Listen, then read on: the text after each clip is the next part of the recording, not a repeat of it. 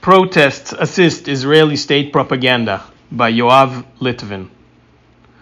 Benjamin Netanyahu, in collaboration with Kahanist Itamar Ben-Gvir and a cohort of other fascists, has been executing a judicial coup which guts so-called Israeli democratic institutions and threatens liberal reforms. Many Israelis are infuriated. They've always viewed Israel as either part of Europe or the United States' 51st state.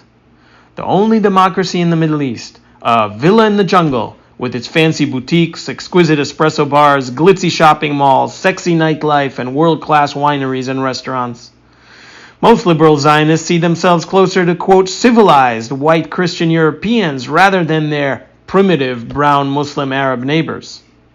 Liberal Zionism promotes the notion of a left-to-right spectrum within Israel, yet the differences between the extremes are merely tactical and cosmetic, maintaining an illusion of a humane society with a healthy democratic discourse.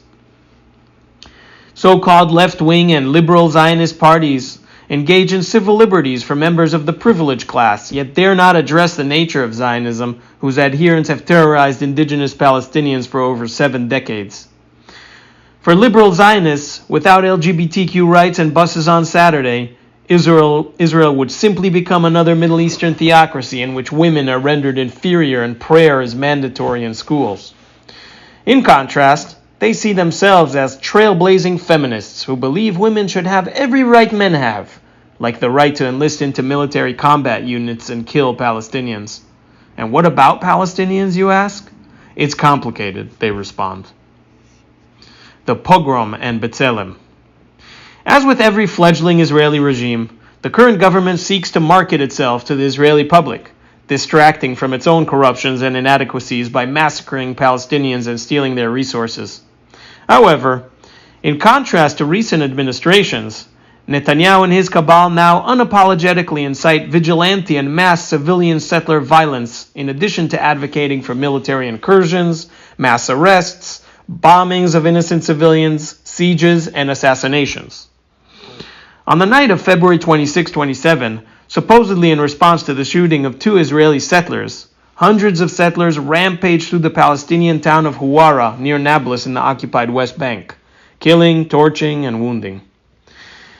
Israeli liberal society was outraged. Chagai Elad, executive director of B'Tselem, the Israeli human rights organization, said in response, "As a Jewish person, we know what a pogrom is, because Jews have been on the receiving end of pogroms for too many years.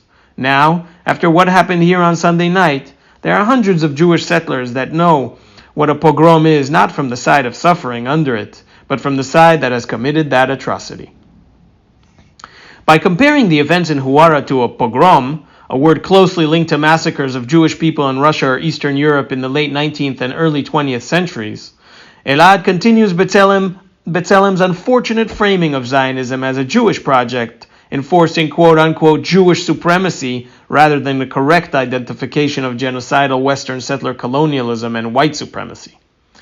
It is common practice for Zionist propagandists to promote the anti-Semitic fallacy that Israel is a Jewish state, which represents Judaism and thus all Jews.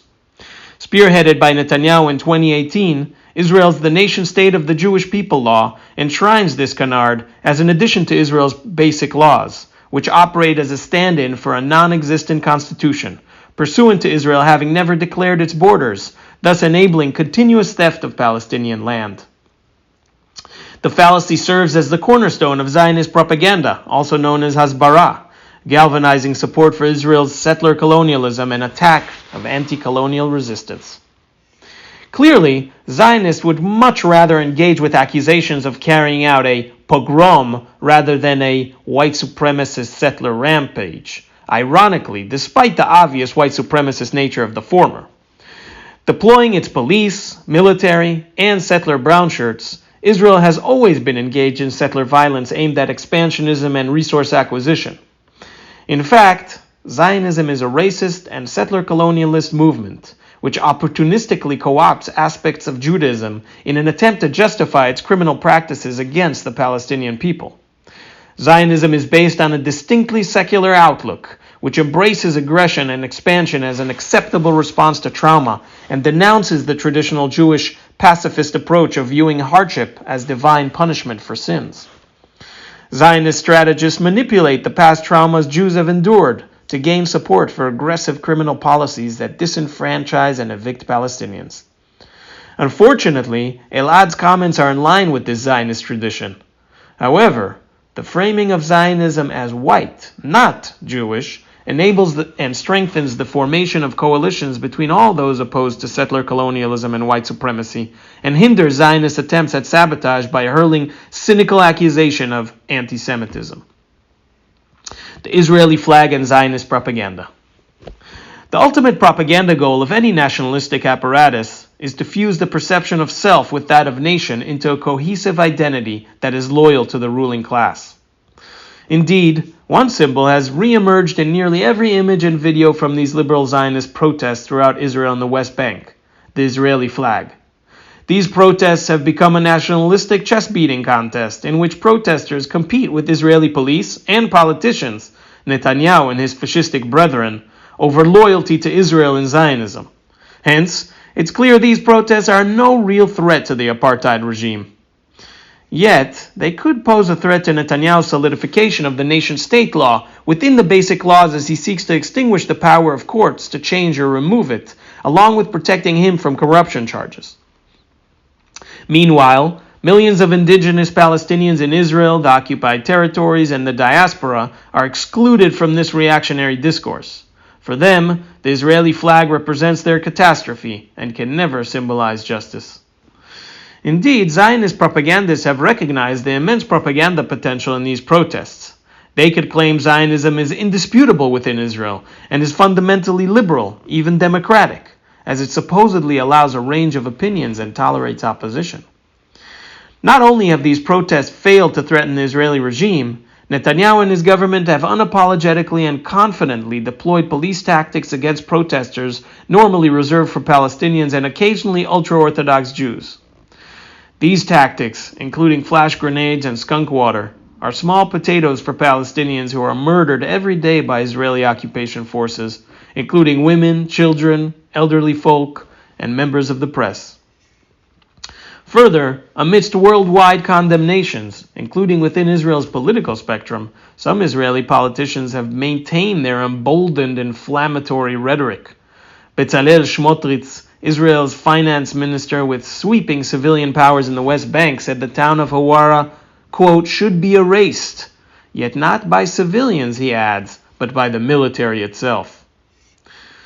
Alternative protest.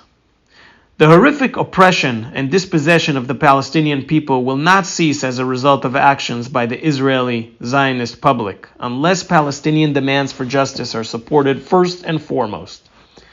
As with the 2011 social justice protests, these recent demonstrations reflect discontent from a class of Israeli society afraid to lose certain privileges. Inevitably, Palestinians will continue to suffer apartheid and genocide until the international community intervenes.